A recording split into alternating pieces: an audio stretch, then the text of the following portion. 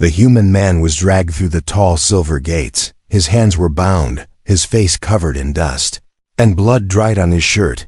Alien guards surrounded him, pushing him forward with glowing staffs. He didn't fight. He didn't speak. He had been in the alien prison for 10 days now, 10 long, quiet days, where no one told him why he was still alive. He had seen other captured humans. Some were taken away for questioning.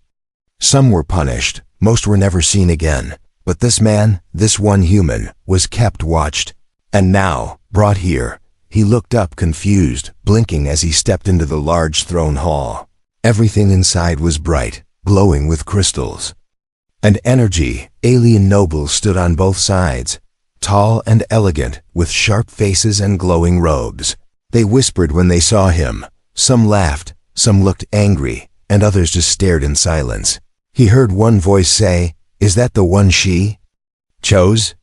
Another whispered, "A human?" She must be joking. But the guards said nothing. They marched him straight to the center of the hall and stopped. He stood there, unsure, his hands still tied. Then the room went quiet. A soft bell rang, and she entered, the alien queen. She was tall, graceful, and her skin shimmered like silver. She wore long robes that moved like flowing water. Her eyes were sharp but sad, like someone who had seen too much war. All the nobles bowed, even the guards lowered their heads. But the human just stood there, blinking, unsure what to do. She walked slowly toward him. Her eyes locked on his. When she stopped in front of him, everyone held their breath. Then, in a calm voice that echoed through the hall, she asked, "Are you single, human?" The room exploded in gasps and shocked whispers. One noble even dropped his staff. The human's mouth opened slightly, but no words came out at first. He stared at her. Confused, she didn't blink, didn't smile, just waited. He finally said, "Yes, I think so." The queen nodded, turned to her guards and said, "Unchain him. He belongs to me now." The chains were removed. The human rubbed his wrists, still unsure if this was a joke or some strange dream. One guard looked at him with disgust, but obeyed the queen. The nobles were clearly not happy. One of them shouted, "Your Majesty, this is against tradition." Another yelled, "He's a human, a slave." But the queen raised her hand and silence fell again. "I make the rules," she said, "and I have chosen." She turned to the human, who now looked even more confused. "Come with me," she said softly. The guards stepped back, allowing her to walk with him down the grand hall. He followed, glancing back once at the angry stares behind him. He whispered, "I don't understand what's happening." She replied, "You don't need to, not yet." They entered a smaller chamber, quiet and warm. It was filled with soft lights, green plants, and peaceful sounds. She offered him a seat and sat across from him. "I saw you days ago," she said. "In the prison. You didn't know I was watching. You looked up at me, not with fear, not with hate, but with curiosity." He blinked. "I didn't know you were the queen." "I know," she said. "That's why I believed your eyes." He frowned. "You picked me just because I looked at you?" "No," she said, leaning forward. "I picked you because you didn't look away." He was quiet, unsure what to say. She stood and walked to the window, looking out at her city. "My people hate humans," she said. "They remember the war, the loss, the pain. They expect me to hate you, too. But I don't. I'm tired of hate." He stood slowly. "So, what do you want from me?" She turned and smiled for the first time. "I want you to stay. Live in this palace. Speak with me, learn about my people. I want to show them that humans are more than just soldiers." He stared at her for a moment, then asked, "Why me? Why not someone smarter or stronger?" "Because they wouldn't have looked at me the way you did," she said. He sat down again, rubbing his face. "This is crazy," he muttered. "But I guess it's better than prison." She laughed softly. "Yes, I suppose it is." Outside the chamber, a shadow moved. An alien noble with cold eyes whispered into a communicator. "She's made her choice," he said. "Then we must move faster." Inside, the queen poured him a warm drink and said, Let's begin again. My name is Arilina, Queen of the Varelian Empire. He looked at her and said, I'm Caleb. I fix machines, she smiled. Then perhaps you can help fix something else too. He raised an eyebrow. Like what? She looked out the window again, her face serious now, like peace.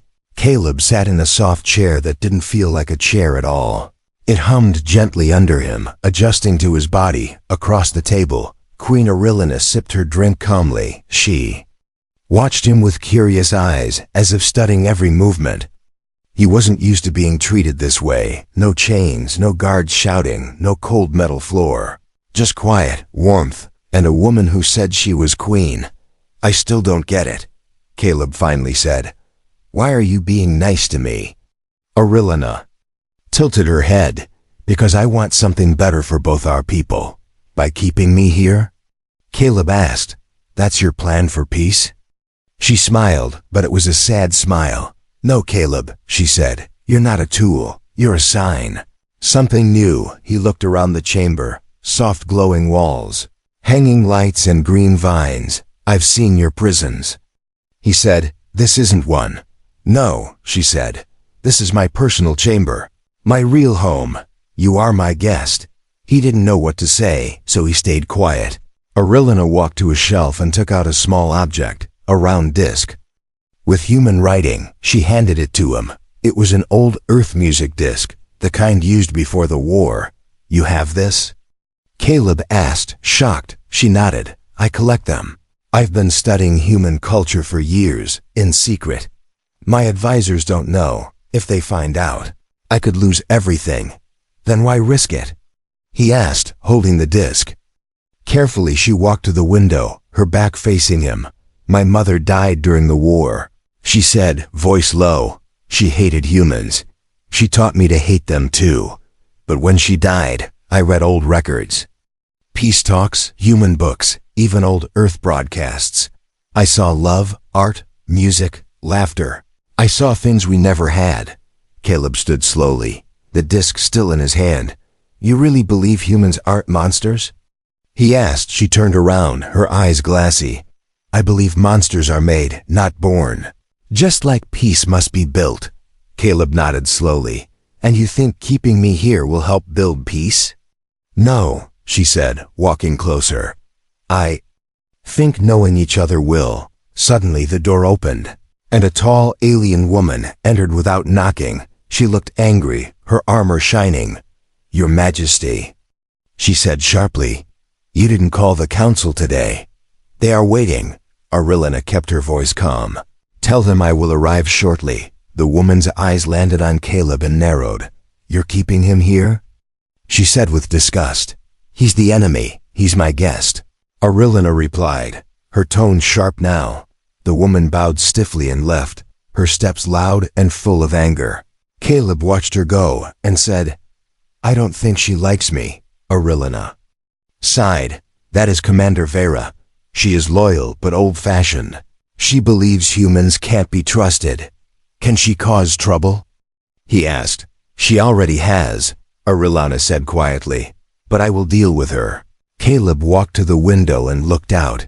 The city below was beautiful, full of lights and flying ships. But something felt tense, like a storm waiting to happen. He turned to her. So what happens to me now? You stay here, she said. You learn, eat, rest. And if I want to leave? He asked. Her smile faded. Then I will not stop you. But the city might. Many do not want you here. Some may try to harm you. Then I'll stay close to you, he said, half joking. To his surprise, she smiled again. This time warmer. I would like that, she said. Later that evening, Caleb was given his own chamber. It was smaller than hers but still large, with soft lighting and strange, beautiful music playing from hidden speakers. He sat on the edge of the bed and sighed. Just days ago he was a prisoner, ready to die. Now he was a guest in the most powerful palace in the galaxy. And the queen, the woman every soldier feared, had spoken to him like an equal. But not everyone was happy about it. Far away, in a dark council room, Commander Vera stood before a group of alien leaders. She has lost her mind. Vera said. This human is a threat to the Empire, an elder asked. What do you suggest? We watch, Vera said. If she gets too close to him, we remove him. Back in the palace, Caleb laid down, his eyes staring at the ceiling. He whispered to himself, What are you doing, Caleb? He didn't know the answer, but when he closed his eyes, he saw her face, not as a queen, but as someone lonely, someone trying to change things, and maybe, just maybe, he wanted to help her, even if it meant going against an entire empire. The next morning, Caleb opened his eyes to a soft chiming sound. The room lights slowly brightened, like a warm sunrise. For a moment, he forgot where he was. Then he sat up, remembering the silver walls, the glowing plants, and the queen's words. He was in the alien palace, still alive, still free, in a strange way. A soft voice came from the wall. You are requested in the grand hall. Requested, not ordered. That made him smile a little. He dressed in the alien-style clothing left for him, smooth, flexible fabric, dark blue with silver edges. As he stepped out, 2 guards waited, not with weapons pointed, but with respectful nods. That was new. They led him down long halls with floating lights and whispering walls. He could hear alien voices through the stone, talking in secret, when he entered the grand hall. It was already full. Nobles stood on both sides, their faces unreadable. At the far end, Queen Aurelina sat on her high seat.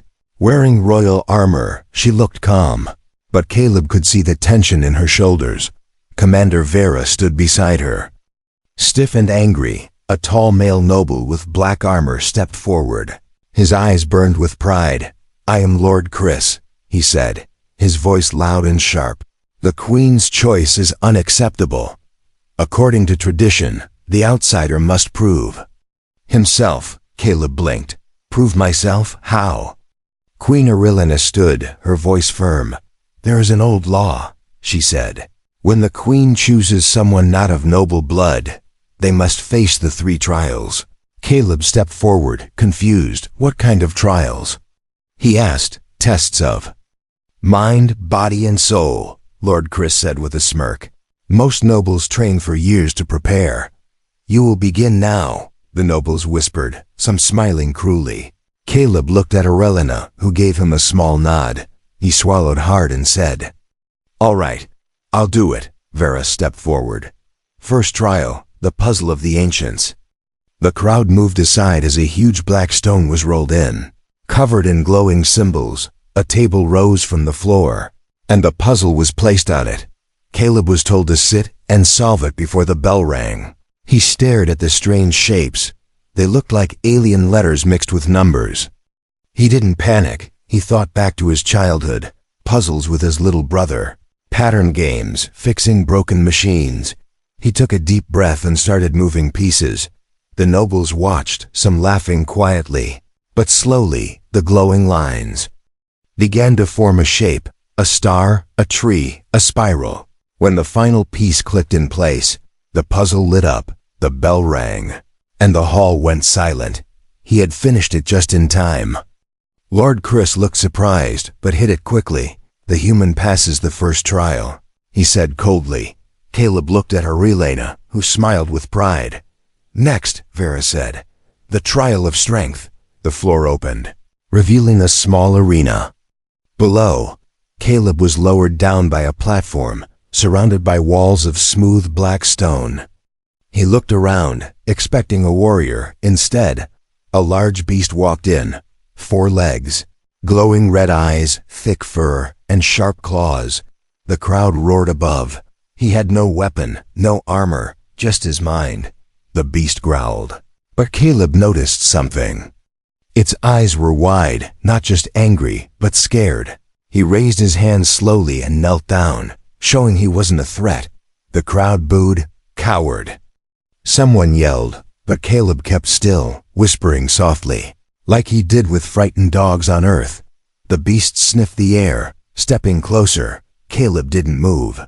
He opened one hand, showing the small silver nut he had taken from the puzzle table. The beast sniffed it, then licked his hand. The crowd gasped. The queen stood up, her eyes wide. Even Vera looked stunned. The beast curled beside Caleb and lay down calm. A voice from above shouted, "He is past!" The platform rose again, and Caleb stood in front of the nobles. Dirty but smiling, Chris growled. "That thing was broken. Not dangerous. It was scared," Caleb said calmly. "It didn't need pain." The hall went silent again. Arilina stepped down from her throne and stood beside him. "You did not fight," she said. "You calmed it. That is a kind of strength we do not teach." Vera's voice cut through the quiet. "The third trial is next," she said. "And it will not be so easy." Caleb turned to her. "What is it?" She smiled darkly. "The trial of the heart. You will face your deepest fear. You must survive it, or lose everything." The crowd began to murmur. Even some nobles looked nervous now. Caleb looked at the queen, and for the first time she seemed unsure. "Are you ready?" she asked softly. He took a shaky breath. "No," he said, "but I'll do it anyway." Caleb stood in a dark room. There were no lights, no guards, no queen, just silence, and a stone door behind him. This was the trial of the heart. He didn't know what to expect. Would they torture him? Would they use poison? No one explained, but he could feel something in the air, cold and heavy, like fear itself. Then a soft voice echoed in the room. "Sit." A stone seat rose from the ground. He sat slowly, and the wall across from him lit up. It was not a screen, but something alive, showing moving images from his past. He gasped. It was Earth. It was his old squad, the faces of friends, brothers, the ones who died. He saw fire, smoke, shouting. He was back on the battlefield. The simulation was so real. He could feel the heat, smell the blood, and then he saw her, Mia, his squad leader, bleeding, calling for help, just like that day. "Caleb." She screamed, "Don't leave me." He froze, heart pounding. He knew it wasn't real, but it felt real. He remembered running that day, choosing another soldier to carry, leaving Mia behind, and she died. Coward. She shouted in the vision, "You let me die." Caleb dropped to his knees, covering his ears. "I didn't mean to," he cried. "I couldn't carry both." The fire around him grew. The other soldiers in the vision turned their backs on him. "You failed us," one said. "You lived, we died." Caleb's chest ached. His breath came fast, shallow. He wanted to scream, to run, but he didn't. He forced himself to stand, to face the fire. "No," he said. "I didn't fail. I lived, and I remember you. I remember everything. I will never forget." The fire began to shrink. The voices faded. The screen turned black, then the soft voice spoke again. "You have faced your pain. You have passed." The stone door opened slowly, and Caleb walked out. His legs were weak, his face pale, but his eyes were clear. In the grand hall, the nobles waited, silent. Queen Arilina stood at the front, hands clenched. When she saw him walk in, her breath caught. He was alive. He had passed. The crowd began to whisper. Lord Chris frowned deeply. Commander Vera's eyes narrowed. Caleb stepped forward and stopped in front of the queen. "I'm still standing," he said, voice quiet. She smiled softly. "You did what many of my kind never could," she said. "You faced your guilt." Then Lord Chris stepped out, armor gleaming. "This is not enough," he shouted. "He is not one of us. He is still human." The nobles murmured in agreement. "He passed the trials," Arilina said sharply. "The law says." "The law is old." Chris shouted. "I challenge him to combat." A hush fell over the hall. Caleb blinked. "Wait, what?" "Ritual duel," Vera said coldly. "Your right to stay must now be defended in battle." "No weapons," Chris said. "No mercy." Caleb turned to the queen. "I thought I passed everything." "You did," she said. "But he is invoking warrior code. If you refuse, you must leave." Caleb's mind raced. He wasn't a fighter. He fixed engines. He solved problems. But now he had to fight a trained warrior in front of the whole empire. He looked at Chris, tall and cruel, full of hate. Then he looked at Arilina, her face full of fear. She didn't want him to fight, but she couldn't protect him here. He nodded. I'll do it. The arena was cleared again. This time, the floor was made of burning stone. The heat rose in. Waves and a faint red glow lit the ground. Caleb stood in simple armor. No sword, no shield, just his fists and his brain. Chris stepped in. Covered in traditional silver armor, he smiled. This will be quick. The bell rang, and Chris charged. Caleb dodged, barely, and rolled to the side. Chris's punch hit stone, cracking it. Caleb ran, kept his distance. He remembered the Queen's words. Use your mind, not your fists. He began to lead Chris in a circle, letting him burn energy. Each dodge made Chris angrier, more reckless. Then Caleb kicked a loose stone into his knee, making Chris stumble. Caleb jumped, grabbed Chris's arm, and twisted. They fell, rolling in the heat. Chris punched him hard in the face. Blood spilled from Caleb's lip. But Caleb didn't stop. He used both feet and pushed Chris into the hot wall. Chris screamed as his armor burned. The crowd shouted in shock. Caleb stood up, bruised, breathing hard. Chris crawled away, defeated. I won't kill you, Caleb said. You hate me, but I won't become like you. The bell rang again. The trial was over. The hall exploded in sound. Some boos, some cheers. The Queen walked down the steps and took Caleb's hand. You didn't just win the fight, she whispered. You won their eyes. Far above, Commander Vera turned and walked out in silence. But her eyes burned with something dark, and in the shadows, another figure watched with sharp interest. The game had changed, and now, more dangerous pieces would move. Caleb lay on a soft bed in the healing room. His body hurt everywhere. Bruises, cuts, and burns covered his skin. Alien healers moved around him, using blue lights and soft gels. He barely felt the pain anymore, but the weight in his chest. That was something no machine could fix. The Queen had stayed by his side all night. Now she sat beside his bed, holding a warm cloth to his forehead. You should rest, she whispered. I'll rest later. Caleb replied, voice tired. I just can't stop thinking about the trial. He shook his head slowly. No, he said, about Earth. She stayed quiet, letting him speak. He stared at the ceiling. I keep thinking about Mia, he whispered. She was my team leader. She believed in peace too. She wanted the war to end.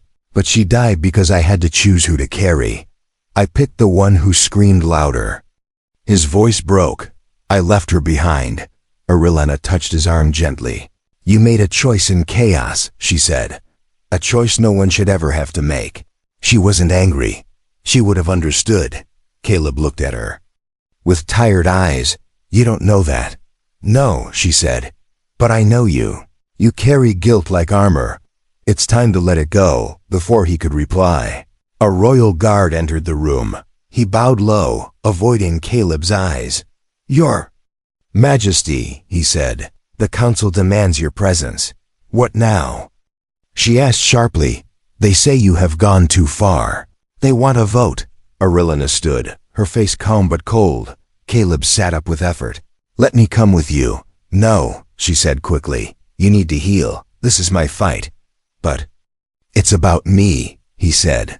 It's about both of us. She looked into his eyes, then gave a small nod. All right, she whispered, but stay behind me. Together.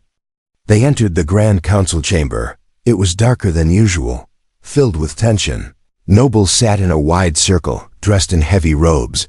Commander Vera stood near the center, her arms crossed. When she saw Caleb, her jaw tightened. You bring him here? She said, voice sharp. This is a council chamber, not a zoo. The Queen's voice was calm but powerful. He is not a beast, she said. He is the future. Murmurs spread across the room. Vera stepped forward, holding a small crystal disc. I have gathered evidence, she said. This human is dangerous. He hides a dark past. She raised the disc, and a hologram filled the air. It showed Earth war footage. Caleb's team, running, shooting, shouting. Then the moment. Mia falling, Caleb turning away. Cowardice, Vera hissed.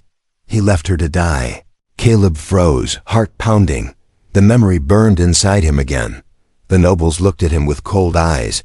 The queen turned to him slowly. "Is this true?" She asked softly.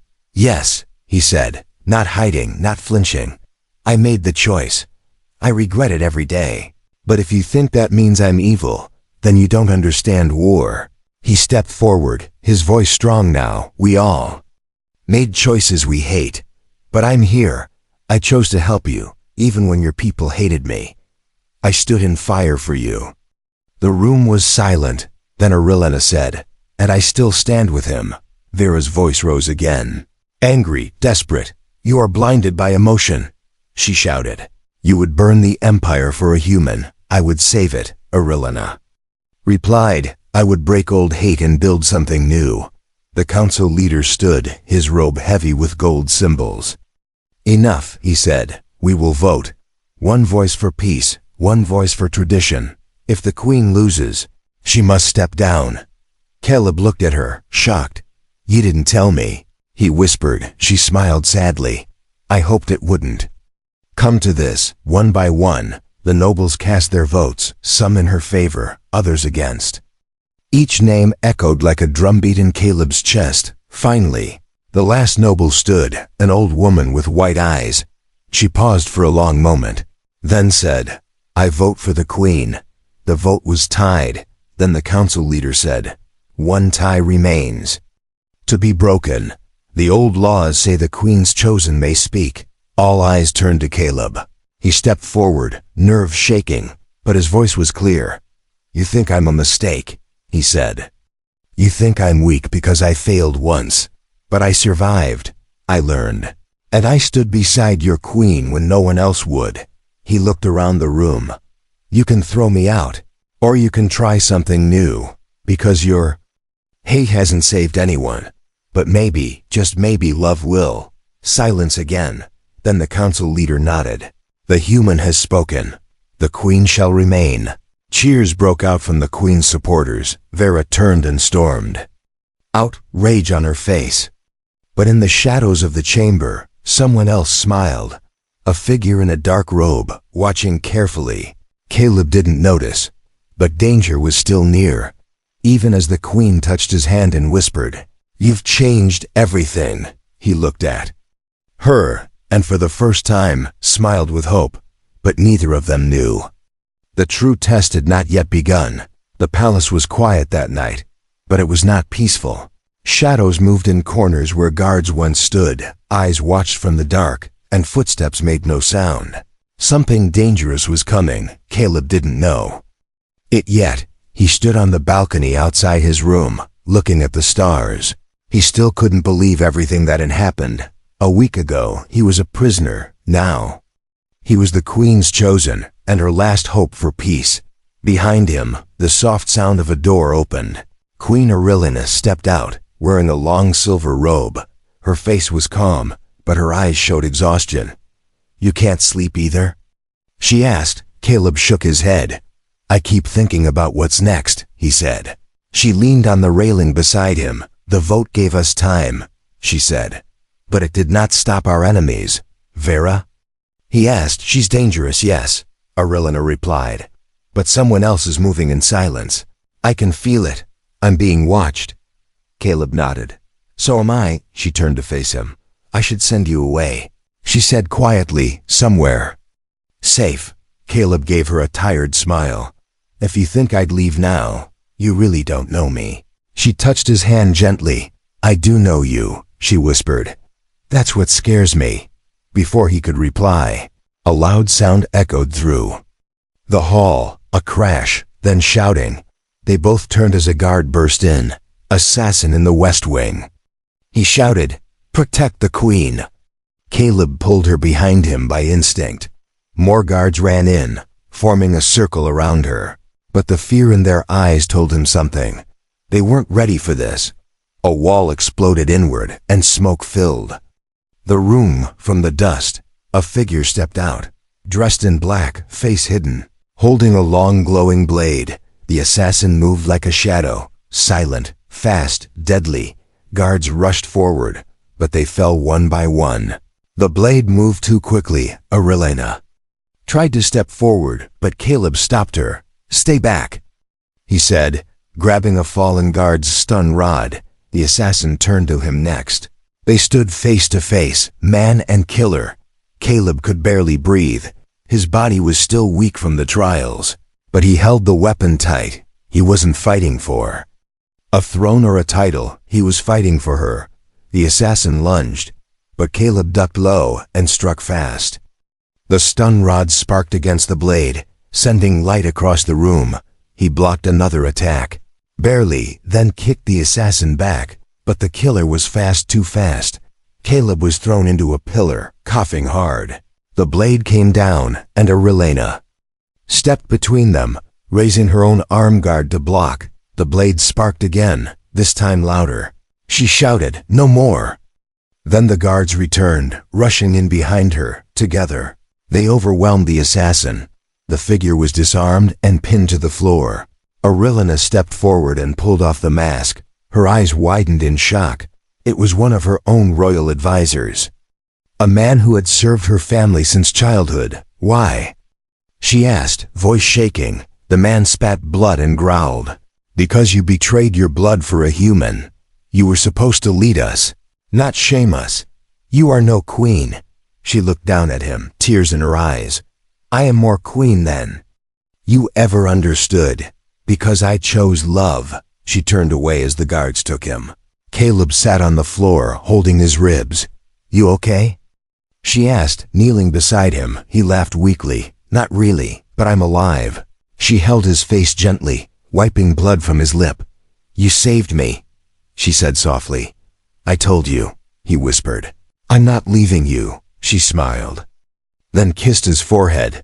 "You didn't win just the trials," she said. "You won me." The next morning, the palace was sealed. The traitors were found and removed, but something had changed.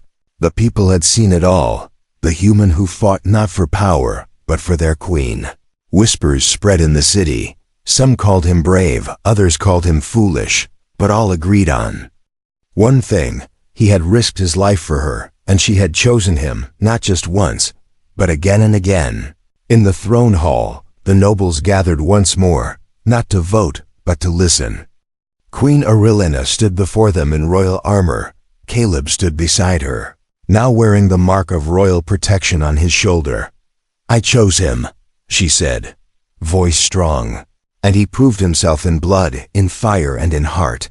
Let the old ways fade. Let the new begin." And for the first time, no one stood to challenge her. The Empire had seen enough, but far away, in the deep shadows of space, a dark fleet stirred. They had watched it all, and they did not like what they saw. Days passed. The palace was calm again, but everyone could feel something different in the air. Whispers had turned to stories. Stories had turned into belief. The human had not only survived the trials, he had fought to protect the queen. He had saved her life, and now the Empire watched him, not with hate, but with something new: curiosity, respect, and even hope. Caleb stood on the edge of the queen's garden, watching the sky turn purple as the twin suns began to set. He heard soft footsteps behind him and smiled without turning. "You always walk that quietly?" he asked. Queen Arilena stepped beside him, her silver robes flowing in the breeze. "I've had practice," she said, smiling. They stood in silence for a moment, listening to the wind and distant city sounds. "You've changed everything," she said quietly. "No," he replied. "We did." She looked at him, her eyes gentle. "Do you regret anything?" He thought for a moment, then shook his head. "I regret the things I didn't say." She stepped closer. "Then say them now." He turned to face her fully. "I thought I was broken," he said. "After the war, after losing my team, I thought I had nothing left. But you saw something in me. You gave me a place, a purpose." She reached up, touching his face. "And you reminded me that love is not weakness," she whispered. "It is the strongest thing in the universe." Suddenly, a guard ran into the Garden, out of breath. Your Majesty, he said. We received a transmission from deep space. The Queen's smile faded. Show me. In the main chamber. A screen lit up. An enemy fleet was approaching. Dark ships, massive and cold. With red symbols that hadn't been seen in years, Caleb frowned. Who are they? The Queen's face was pale. The exiled houses, she said. Old nobles who were banished during the Civil War. They hate peace. They hate unity. They've come to destroy what we've built. The nobles gathered quickly. Many were afraid. Some were angry. Caleb stood beside the Queen as she addressed them. We will not surrender, she said. Not to fear, not to hate. They come to break us. But we will stand together. The nobles nodded, their fear turning into fire. Aurelena turned to Caleb. Will you fight with me? He didn't hesitate. Always, he said. The defense was prepared in hours. The royal fleet launched into the skies, led by Aurelena herself. Caleb flew beside her in a smaller ship, guiding the defensive systems. The battle came fast. Fire lit the sky. Explosions shook the ground. But this was not like old wars. This time, the Queen fought not just with weapons. She fought with her people beside her, and beside her stood a human. Once a prisoner, now her partner. Caleb's ship took a hit. Alarm screamed. Caleb.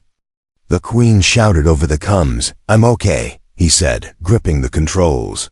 I'm not leaving you now. They pushed forward, breaking through enemy lines, and then the final command ship appeared. Huge, dark, and full of power. They had to stop it. The Queen gave the order. All ships focused their fire. Caleb flew straight into the danger. Are you crazy? Someone yelled. Maybe, he answered. But she's worth it. He released his ship's core module, turning it into a guided missile. He ejected seconds before it hit. The explosion shook the sky. The command ship broke apart, and the enemy fleet retreated. The Empire was saved. When Caleb woke up, he was in the healing chamber again. The Queen sat beside him, holding his hand tightly. You're getting good at this, he joked weakly. I thought I lost you, she whispered, tears in her eyes. Not yet, he said. I still owe you an answer. An answer? He smiled. To your first question, the one you asked when we first met. Are you single, human? Her eyes filled with emotion. And? He sat up slowly, took her hand and said, not anymore. Later that week, a new ceremony was held. For the first time in the Empire's history, a human stood beside the Queen, not as a prisoner, not as a guest, but as her chosen partner. The nobles bowed, the people cheered, and Queen Aurelena placed a silver band on Caleb's hand, not a crown, not a title, but something stronger, a promise. The Queen had chosen him, and this time, the whole world chose with her. Peace didn't come from war. It came from courage, understanding, and love.